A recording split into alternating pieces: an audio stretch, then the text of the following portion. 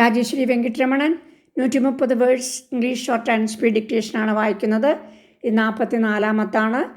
ഓരോ ഡിക്റ്റേഷനും മിനിമം 3-4 പ്രാവശ്യം നിങ്ങൾ പ്രാക്ടീസ് ചെയ്ത് ഉറക്കെ വായിച്ച് ഇംഗ്ലീഷിലേക്ക് ട്രാൻസ്ലേറ്റ് ചെയ്താൽ മാത്രമേ നിങ്ങൾക്ക് അതിൻ്റെ ഗുണം കിട്ടുള്ളൂ. ഓക്കെ, നമുക്ക് തുടങ്ങാം. Agriculture is the living of the owners of cultivable land in our villages. With the spread of education, our universities now contain a large number of students drawn from the land-owning classes in the villages.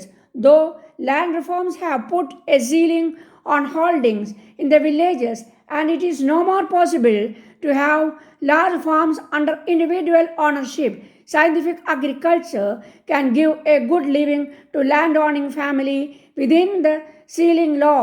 If the landholder can use the new techniques of science, cannot a graduate in agriculture become to his village and use his expertise to develop his own cultivation and earn the maximum out of his land?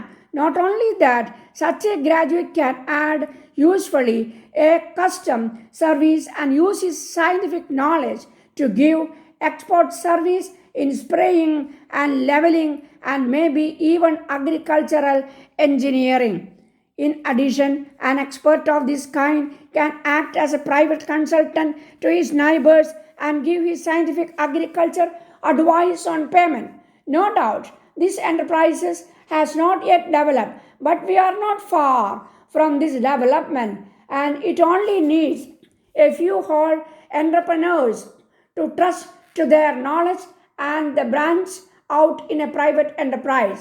Unfortunately, for all the opportunities of employment other than government service, a certain amount of practical knowledge of agriculture and a sound knowledge of agricultural economics is needed. It is only in government services that raw graduates without any practical knowledge of their science can get employment with and also manage to survive. In all the other fields, not only an initial practice experience is necessary, but a continuing touch with their science and the knowledge of developments in their field is necessary for good services and progress and survival. This means that the universities will have to provide this practical background to the students either through their graduate course or immediately after, before launching them out to earn their livelihood in the community. The National Commission on Agriculture had drawn the attention of the agricultural universities in this country to the good example set by the Govind Vallabhbhai Pant University of Agriculture and Technology in providing a postgraduate earning scheme for 1 year to the graduates who want to get practical knowledge and are prepared to work hard. This naturally requires extensive areas of cultural land to be available to the agricultural universities. It is a sad fact that many of the universities had not appreciated the need for such a service to the graduates.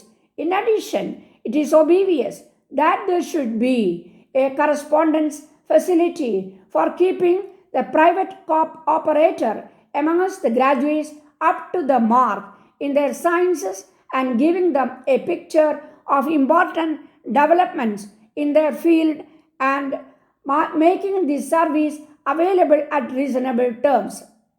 There is also an urgent requirement for providing various in-services training courses for such private operators in the field to come back to the college for short spells of intensive training in their fields of work to bring them up to date in their sciences. Such courses should also be on reasonable terms. Only if these services are provided by the universities, the raw agricultural graduates will take courage to launch out on their own in the field with the knowledge that their alma mater would continue to pay attention to their scientific expertise and will be behind them in their venture. Otherwise, their graduates, after launching out in the new lines will be find themselves completely at sea in a rapidly developing scientific revolution and will find themselves superfluous in their fields. This university has already set the lead in providing a year's practice